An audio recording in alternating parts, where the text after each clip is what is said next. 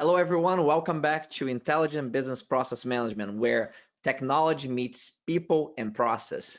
So this session is a special one. We are going to have a true leader of excellence, innovation, who has been in this practicing intelligent business process management for many, many years. And it's a true pleasure to welcome Vic Nanda. Vic is the head of quality capabilities and consulting at Nokia. He leads Nokia's continuous improvement and quality competence development programs, as well as external quality consulting, which have delivered over 1.1 billion euros of business impact. He is the author of 3 books on Lean Six Sigma and quality management systems, and he was awarded the Feigenbaum Medal by the American Society for Quality. Vic, it's a true honor to have you here and share your expertise with us. Thank you for that.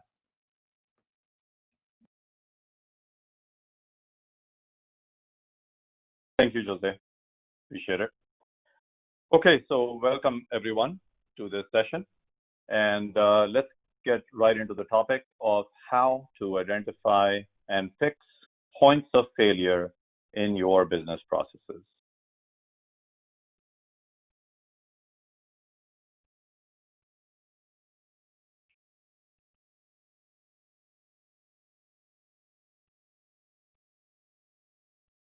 So failure is always success in progress, as said Albert Einstein, right? And this presentation is all about how we can maximize our chances of success and proactively identify points of failure in our business processes. A little bit about Nokia. Nokia is a global leader, as many of you know, in the telecom space. We provide telecom gear to communication service providers as well as enterprise customers globally. And we have about 100,000 employees worldwide in 120 countries. And the revenues for last year were about 23.3 billion euros. We are organized in 7 business groups. 6 of the business groups are under what is called Nokia networks, and you can see them there. Mobile networks, fixed, IP and optical networks, Nokia software, global services, and Nokia enterprise. And then our innovation focused organization and patents and future technology research is under Nokia Technologies. So what is a failure? A failure can mean different things to different people, right? But in the end, we can all agree it's basically an act or instance of failing in achieving your success objectives, your goals, right?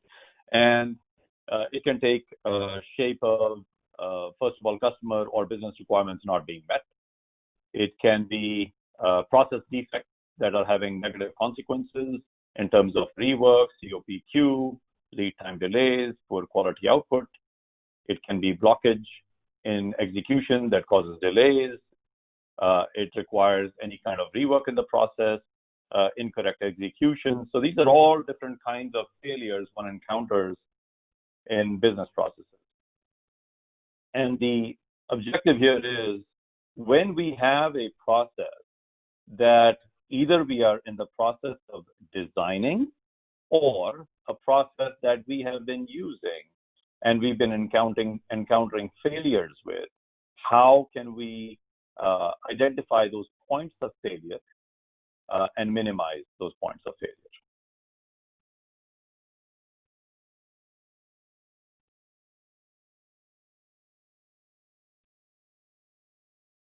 So I want you to take a moment and reflect on these questions.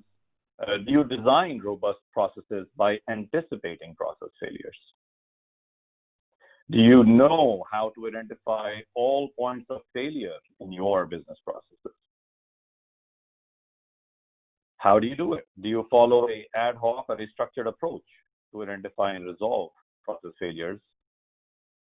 And do you know how to prioritize anticipated process failures to drive appropriate action?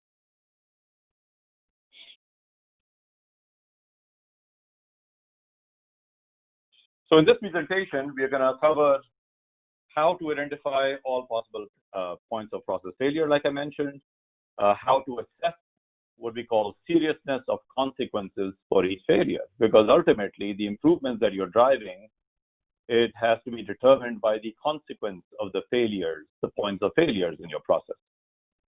Learn how to quantify risk of process failure, and learn how to prioritize mitigation of process failure risk. And so why is that important?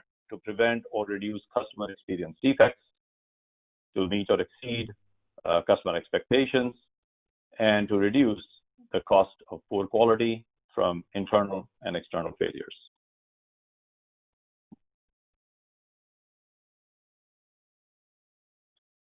So the technique that we use in Nokia is really an industry best practice called FMEA. And I can share some tips on how we have kind of also enhanced this process failure mode and effects analysis technique as we go through this presentation. FMEA is a systematic and structured methodology that is used for identifying and mitigating risks of failure in a process. It actually originated with what is called FMEA, failure mode and effects analysis, by the US military in the 1940s. And it was first used for products and systems, which was called design FMEA or DFMEA, that you might know of. And then it was expanded to processes, and it's called PFMEA. So it helps to analyze, improve, and control the risks of a process failure in meeting customer needs or expectations, as well as it can be triggered because business leaders have identified process failures internally in the organization, and or they see a risk of process failure, and they require they ask for a process deep dive and investigation of these issues and how to improve the quality of the process. There are 10 steps in this PFMEA process. We are going to walk through all of these, starting with the forming of the cross-functional team, mapping the process, identifying the failure modes, identifying the effects of those failures, determining root causes. There can be multiple root causes of these failures, listing the current controls, assigning the severity, occurrence, and detection rating, which really is assessment of the seriousness of consequences, prioritizing for preventive and mitigation actions, determining and implementing the actions, calculating the revised RPN risk priority number based on those actions, and then validating the mitigation actions. Okay, so let's walk through each of these one by one, and we will have time for Q&A at the end as well.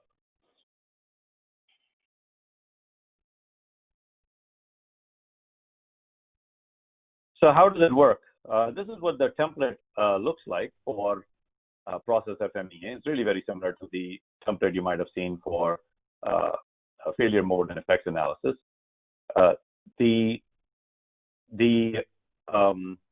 thing is that in this case, we are actually walking through the process steps, and one by one, we are identifying each of the steps in the process. So we are defining first of all, how does the process flow, and then also how can we identify different failure modes at each step in the process. So I will explain to you how that works, as well as, like I mentioned before, the severity of the failures, the likelihood of occurrence, the detection mechanisms you might have right now, and based on all of that, giving it a certain risk priority number, and then taking actions to mitigate those, and then calculating a revised RPN.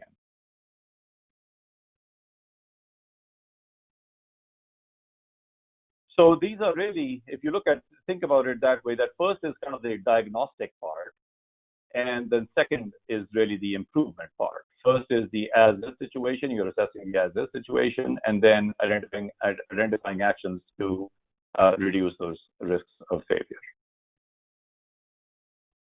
One key point about this is that when you do this kind of PFMEA exercise, you have to drill wide and then drill deep.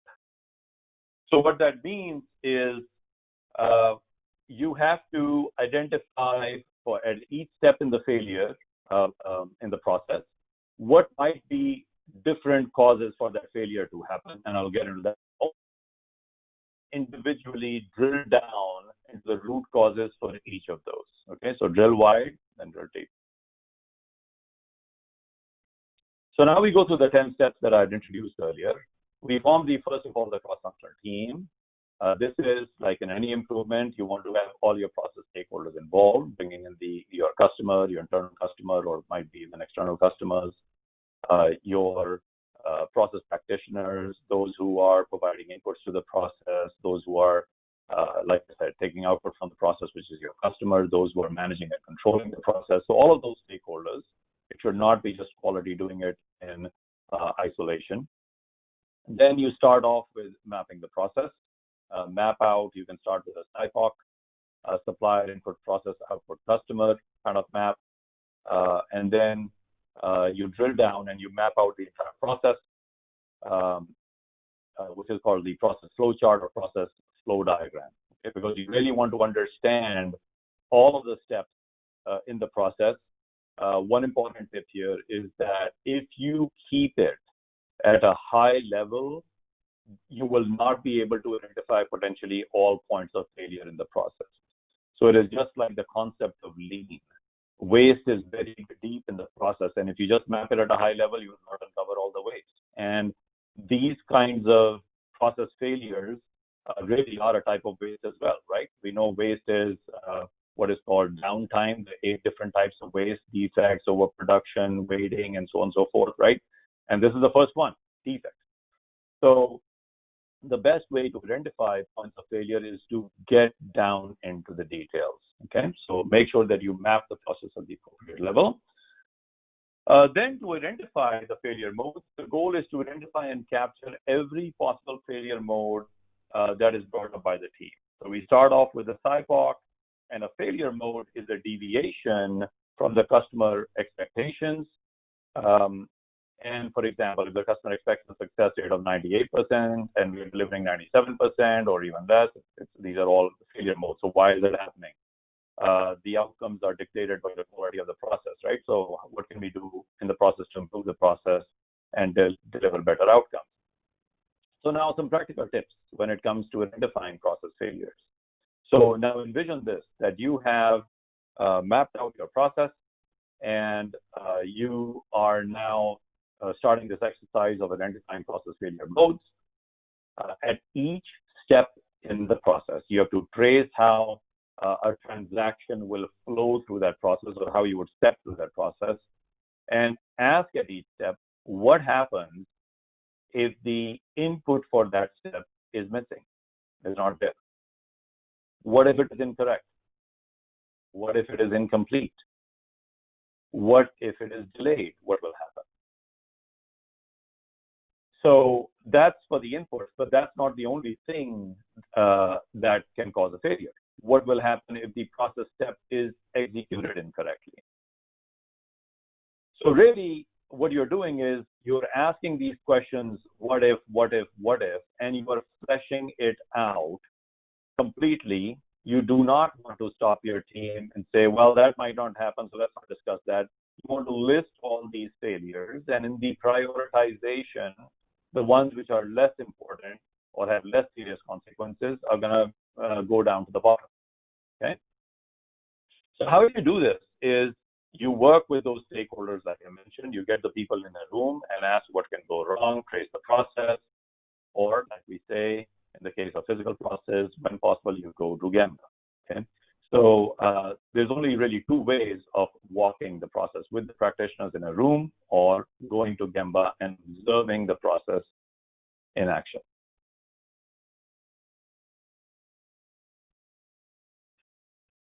So you identify, as you identify different failure modes for each of the process steps, which is different ways that it can fail, you have to keep in mind that there might be multiple causes for each failure.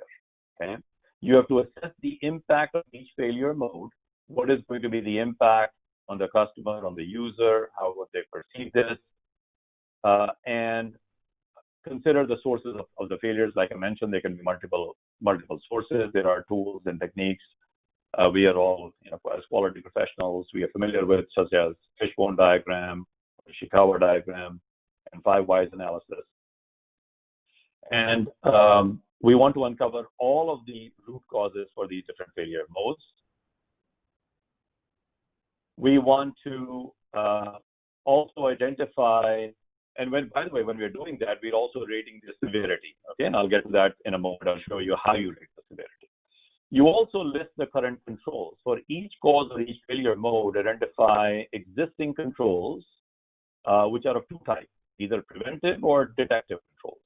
Preventive controls are proactive ways to prevent a failure mode, and detective controls detect the likelihood of occurrence, or they detect that the failure has happened, right? So always when it comes to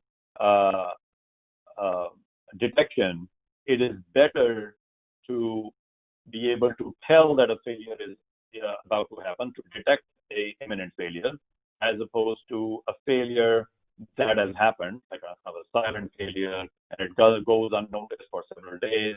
That means you don't have very good detection. Or even if you detected a few hours or minutes, that's not very good detection. You always want to be proactive. Okay? And then you assign severity, occurrence, and detection rating.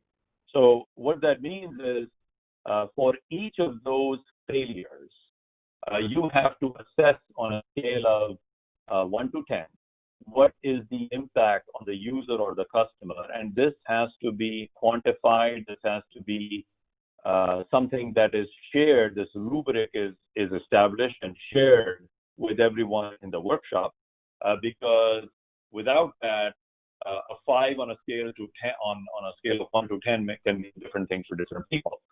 But you have to say, well, what does that mean? Severity, for example, you might say is, this kind of failure is happening, and the user is not able to complete all the tasks with that widget or whatever it is, right? Or they are able to complete only 60% of the tasks, something like that. So you've got to quantify it so people can all norm and quickly agree as to the severity of the failure mode. Then, as well as detection, that also is on a scale of 1 to 10, where 10 always is the most severe. Okay, so the most severe failure will be a 10, and the 1 will be the lowest severity. Likewise, the occurrence is on a scale of 1 to 10. Very highly likely to occur. Inevitable failure will be like a 10, and then it goes down from there. You can see some examples here.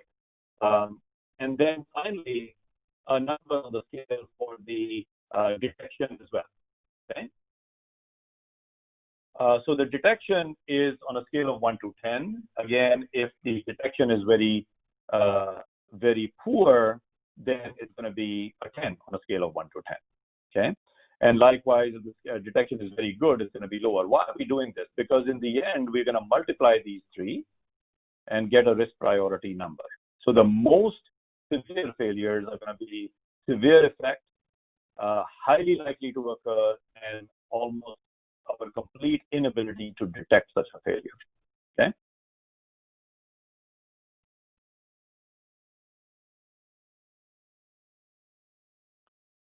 So you calculate the RPN, like I mentioned, and this is the stand for the risk priority number. And this is now rating the seriousness of consequences based on those 3 parameters. One of the things that we've done at Nokia, for instance, is that when you do this kind of an assessment, the question can come up, okay, well, this is a severe risk, but this process is only being used in one business group, for instance. And so a score of 600, which is pretty high, right? If you multiply the RPN for this one process, which is being used only in one business group, but 600 on that is not the same as maybe a 500 on a process that is being used in 4 business groups. Okay, so what you can do in that particular case is have a concept of enterprise RPN or enterprise risk priority number, where you can multiply such an RPN number by the number of instances or business groups or business units in your company where the failure is going to be encountered. And then you can get a true measure of the extent of the damage that the failure mode is going to cause in your organization. Okay? Then you prioritize the RPNs for preventive and mitigation activities. Now, you can typically do is they will sort this in descending order, like you see here, and then you proceed to attack these in that sequence. Now, when it comes to RPN, generally the industry kind of norm is that on a scale of 1 to 1,000, because the worst you can get is 1,000, right? 10 times 10 times 10. On a scale of 1 to 1,000, generally 700 or so is considered a complete redesign of the process or product that is required, and above 300 is considered major failures. Okay, so above 300 is major failures, and above 700 is like it's so bad it needs to be completely redesigned. And generally below 100 is considered low risk failures that you need not action for improvements. Okay. Now, when doing this, again, we do this kind of Pareto analysis to visualize the failure modes. When doing this, because it's a kind of a subjective exercise for the team, when there are failure modes that fall below 100, you should not just ignore them, but review them kind of a sanity check to make sure that, yep, it makes sense that these are setting to 100. I've seen many times in my career that you sometimes it's just with the way the voting happened, some of the critical failure, some of the kind of more major failures, which would be perhaps at 200 or something like that, it's falling below 100, and so you might have to go and physically pull it up above the line of 100 so it can be action. Okay.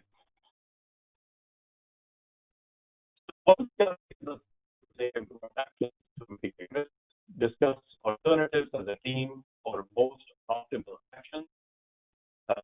You want to make sure that the root causes that were identified, you identify improvement actions to address those root causes. Okay?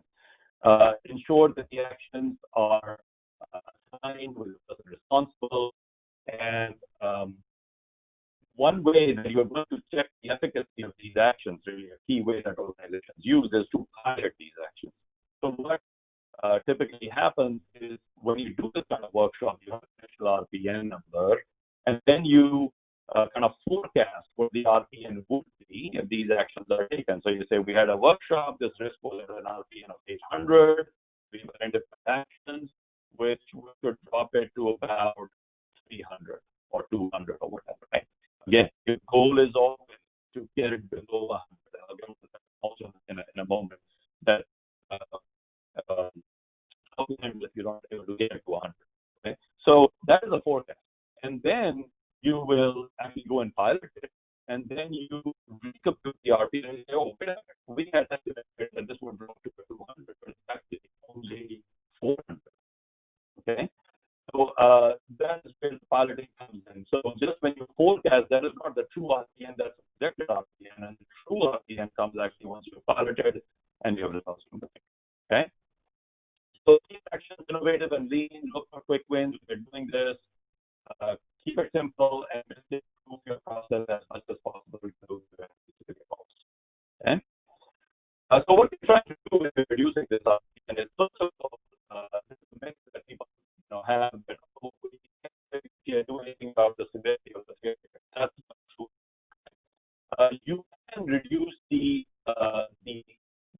impact or the impact of the customer as a result of that failure. The argument people have is that, okay, well, we have this failure, and if we reduce the likelihood of occurrence, we cannot change the severity, because if that failure does happen, there's this impact, right? Which is not true. For instance, brake failure in the car, right?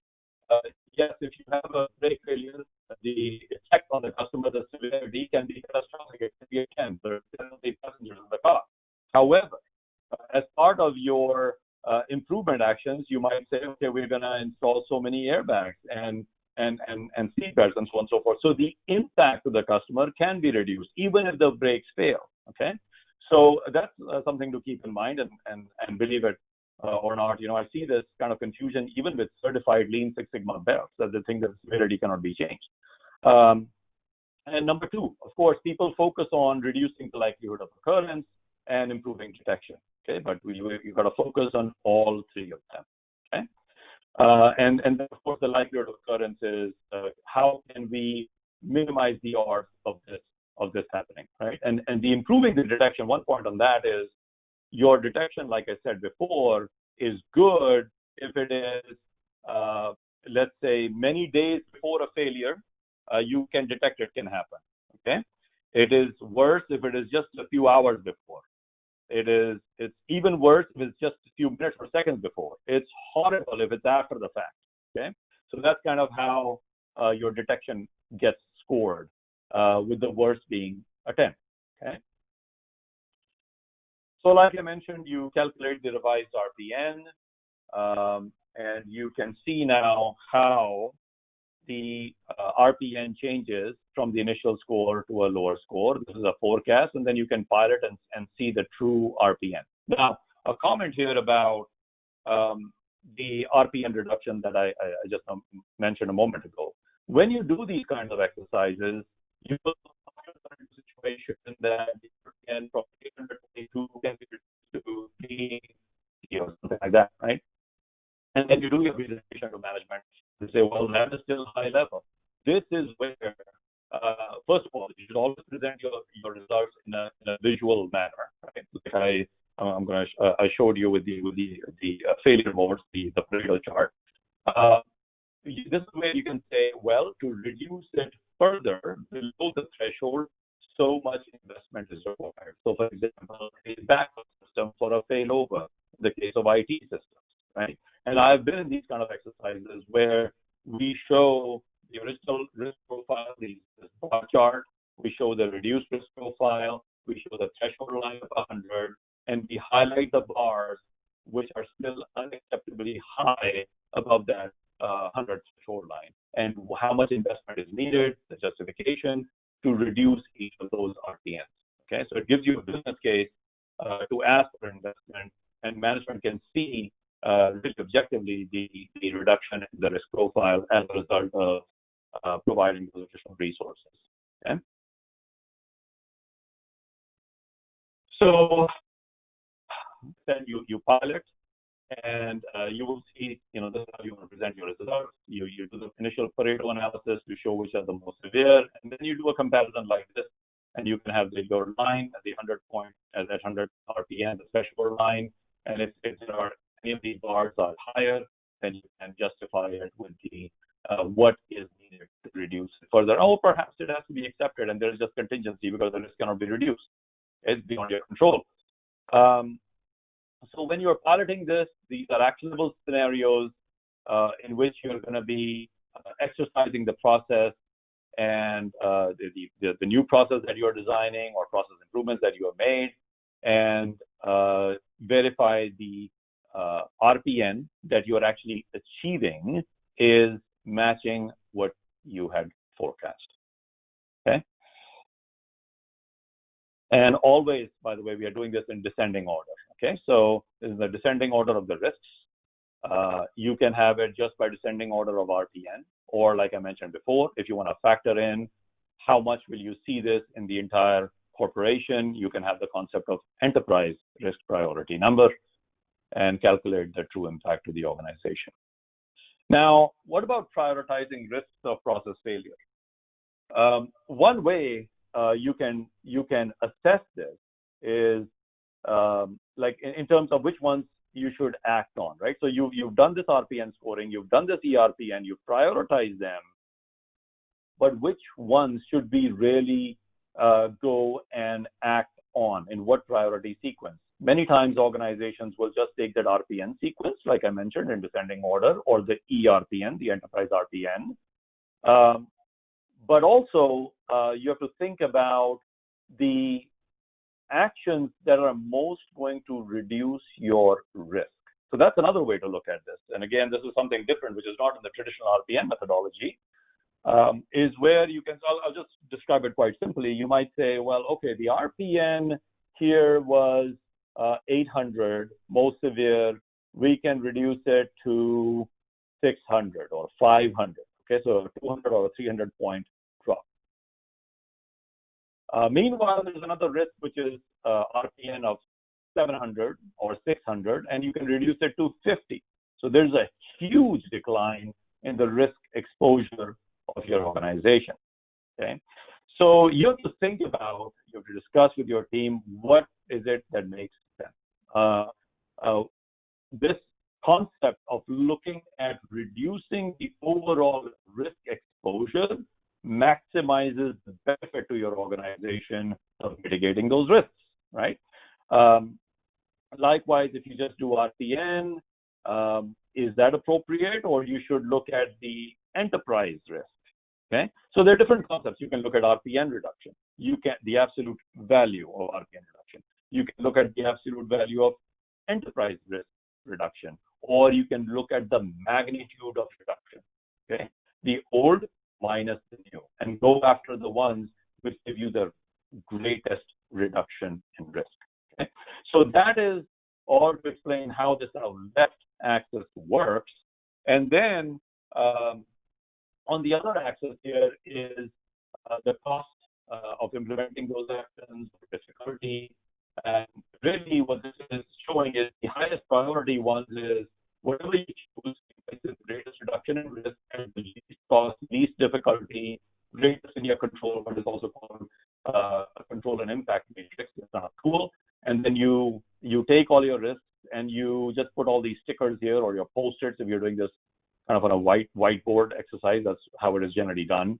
And then you put the post-its here. There'll be post-its in this other quadrant, post-its in this quadrant, and this is typically we ignore. Okay, you might say that we will evaluate this later, or just ignore it, because these are at the highest cost and they offer the least reduction in risk, especially those that are below 100. Okay, so this is one way you can use this tool with actually different ways to assess the risk to prioritize the ones you're going to go and action. So in this presentation, my objective was to make sure that we cover these learning objectives: how to identify all possible process failures. So go to the lower down the process to uncover all possible failure modes. Assess the seriousness of consequences. Don't just think of the traditional RPN, but think about the risk to your enterprise as well. Learn how to quantify the risk. We talked about the rubric there, and also distributing that rubric to make sure everyone is aligned on what each of these scores on the rubric means. And learn how to prioritize mitigation of failures. And I talked about 4 different ways. You can look at RPN, enterprise RPN, or the difference between the absolute value initially and after the forecasted improvement, and target them with the greatest reduction of risk coming first. Okay. So that's my contact information, and at this time, I think I'm just 1 minute under, so I yield my time. Jose, to you. Vic, thank you very much. Thank you for covering. Thank you for your coverage, excellent coverage of failure modes and effect analysis. And I have a few questions that have come up during your presentation, and I'll relate that to you. Your audio sometimes during the presentation, the video were a little spotty, and I think has probably something on the bandwidth on your side, but right now I can still see you okay. So I assume that we can carry on as planned. If your video becomes an issue, I may ask you to turn off your video and then you just stay on audio. But for now, it's good. The first question that came up, Vic, was related to someone who is in a business, and he says that we understand failure mode and effect analysis. We have applied in our business. But one of the challenges that we have is that when you start laying out the failure modes and you're starting out the potential causes for those failure modes and then if you mitigate, you start thinking about potential solutions for the causes. You end up with hundreds and sometimes thousands of lines on an FMEA. Is asking about what is the and we understand that often the devil is on those details, like you mentioned before, that's where you need to go. But he was curious about if you have had some practical approaches on how you can make the process itself a little bit more efficient, because it was taking a long time for them to map it all out and come up with and countermeasures. Is there, and a practitioner like you, the question was about, are there efficiencies or not shortcuts, but the better ways of doing it that we can get more efficient in the way that we run those FMEA sessions? Yeah. So I'll say two things. This is a very good question. So I've been in this situation where we were re-architecting. This was in my past life at Motorola, where we were re-architecting the complete order management system for the company, and there was really significant risks if there were failures, because if there is a failure to your order management system, you will not be able to book orders, right? So there's a direct revenue impact. And so what we did was we identified, so for example, if you have sales processes, the most critical, the absolute most critical processes were first of all isolated in this case. This is, by the way, a published case study, so I'm happy to share it if anyone wants to email me. We identified the 7 most critical, and we said these are the ones we're going to prioritize first. Okay, so it's kind of a funneling approach. And once we identified those 7, because they had the greatest revenue impact, the greatest risk for the corporation, then we did this FMEA exercise kind of on the business process side. And this is where you can assess the to kind of manage your effort. You can assess the severity of the failure, and you can target the ones which are most severe. So, for example, I mentioned earlier that there can be multiple causes for each failure. There might be 5 different causes for a failure. But if the severity of that failure is relatively low, do you want to spend the time to fishbone and do all that side-by-side analysis of that low severity failure? So really 2 points is that you can prioritize the kind of the most critical, and the second is you can kind of be really laser focused and say, okay, these are the high severity. We really want to know all the causes for this failure.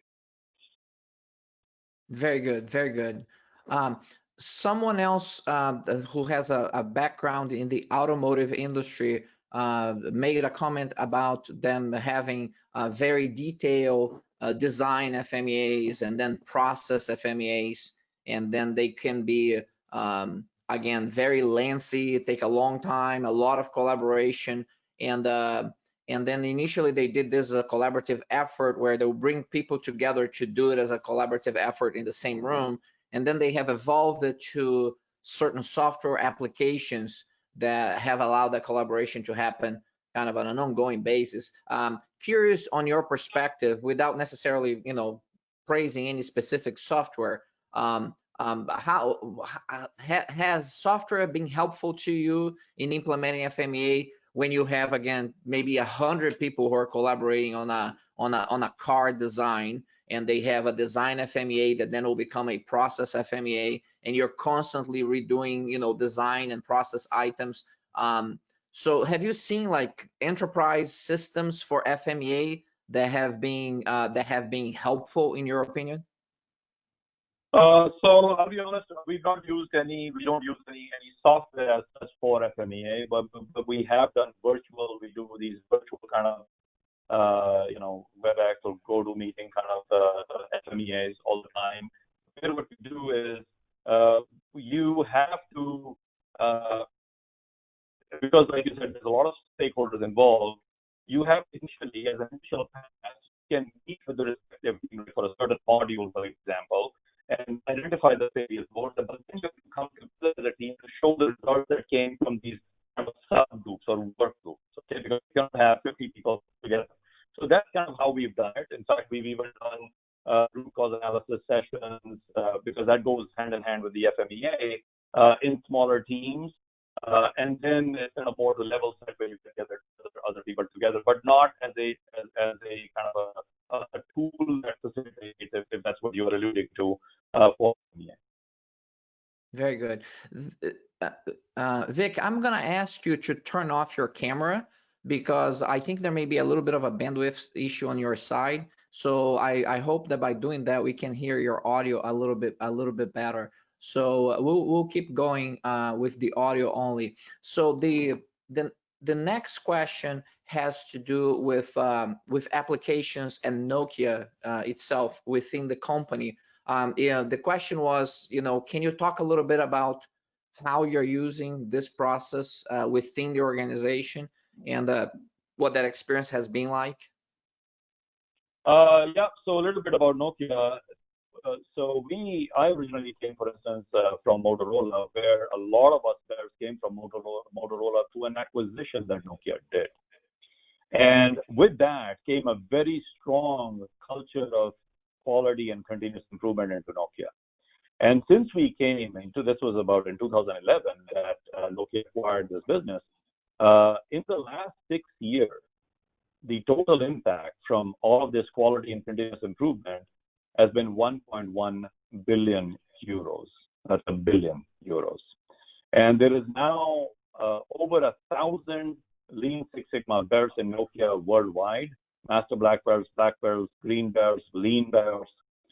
There's a very strong culture of continuous improvement. Coming specifically to FMEA, this is like a central tool in the Lean project, Green belt project, in fact, all of the projects, because the Lean projects are mainly focused on efficiency improvement. So there are other Lean tools like SMED and, Yamazumi, Kaizen studies and this and that. So, however, this is, and of course, value stream mapping, but this process of FMEA is extremely popular. So pretty much any project I open, every second project would have an FMEA in there.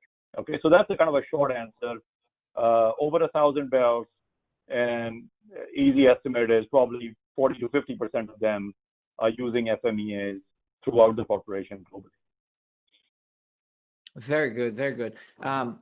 Another question that has come up is, what is the best practical advice you'd give to someone who understands the methodology of an FMEA, who understands the mechanics of the FMEA, but wants to introduce it to the organization and do it effectively? The question is about what lessons maybe you have learned by doing FMEAs that you would share with someone who understands the methodology but doesn't have as much as the practical insights and the collaborative leadership insights on dealing with people when doing the FMEAs. What would be some kind of practical tips you'd give to them on the human side, on the human interaction side, on the planning and execution of FMEAs?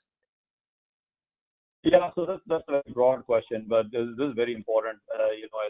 As the head of the continuous improvement program at Nokia, I'm very proud of a lot of the things we are doing this year in this space. Actually, one of the initiatives, several initiatives actually, I can mention at least 2 or 3 of them.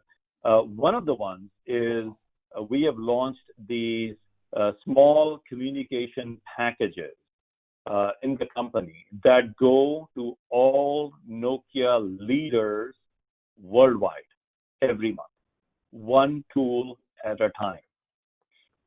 This is about gaining mind share. This is about very short, crisp, 10-minute reads. They are highly, highly praised because leaders, it's not a training module, but it's kind of an awareness module for them to understand. So that is one thing that you can do, is build awareness, show leaders the power of what is this tool. They've heard about it, but this can help you solve their problem. That is one. The other is showcasing success stories. using FMEA. That's another thing that we are doing, really amplifying within the internal Yammer and all of those things, social media channels of the company, that we socialize this as well as recognize. Okay, and the fourth thing is specifically in terms of facilitation and all of that, you should make sure that you have a support system. You have Sherpas to help your climbers climb the mountain. And our Sherpas are our coaches and mentors who are the certified belts, and they are paired with anyone doing it for the first time to coach and mentor them. Some of these soft things, I mean, this would be getting into a training session if I were to cover those. But like I mentioned, giving them rubrics and how to quickly get consensus. There are techniques to do that because people can disagree. Oh, I think it's a 7 or I think it's a 4. How do you do that? So short answer, pair them with experienced practitioners, which are the certified belts, as guides and coaches. Build awareness with your leadership so that they have buy-in and they are sponsoring and asking for more of these. Very good. Vic, thank you so much for taking the time to share your expertise with us, really kind of providing a masterclass on failure modes and effect analysis, and really appreciate. Thank you so much for your thought leadership. Thank you. Appreciate it. My pleasure. All right, ladies and gentlemen, this brings us to the closing of day 2 of IBPM Live. So I'm excited to say that tomorrow we have an incredible lineup of leaders like Vic, Nanda, and Nokia who are implementing IBPM using technology, process, and people. In the morning, early in the morning, the very first session, we're going to have Dr. Eli Abramov directly from Israel talk about delivering exceptional operational results by breaking inertia through the combination of process, peoples, and KPIs or measurements. So and then we're going to have another global speaker from New Zealand, and that will be, as I look at the agenda, Rowan Tay, who is the founder of Boxfish, and he's going to talk about transforming into a lean enterprise to focus on customer value in times of uncertainty. So very topical, a lot of great technological applications also to be discussed tomorrow.